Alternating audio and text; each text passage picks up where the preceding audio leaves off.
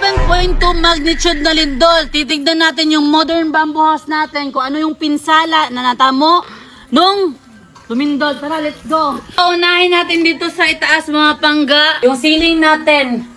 Ayan, lumabas na siya. Tapos, sabi ni kuya, itong sliding door daw dito sa kwarto is hindi na siya pantay. Hindi na siya nasasarado. Ayan o. Diba? Laki na ng spacing niya. Yes.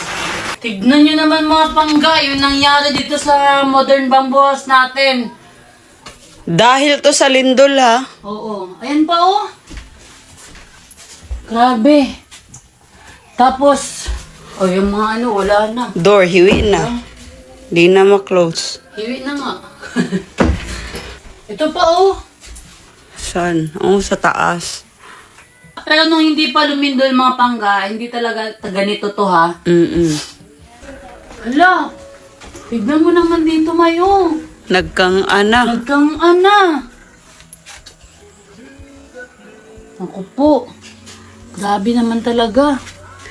Sa Pero, baba daw tayo, May. So far, matitiran pa din naman siya, Oo, diba? matitiran pa naman. May mga minimal lang naman yan na crack. Hindi naman talaga yung sobrang laki talaga.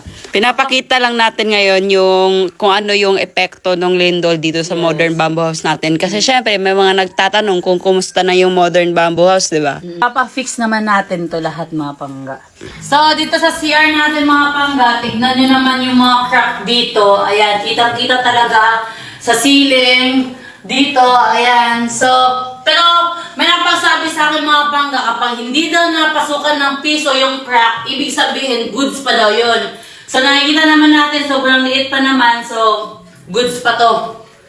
Nakita nyo naman mga pangga, yun yung mga natamo ng modern bamboo house natin. So far, minor lang naman yung mga crack, yung mga damage. So, goods pa siyang terhan.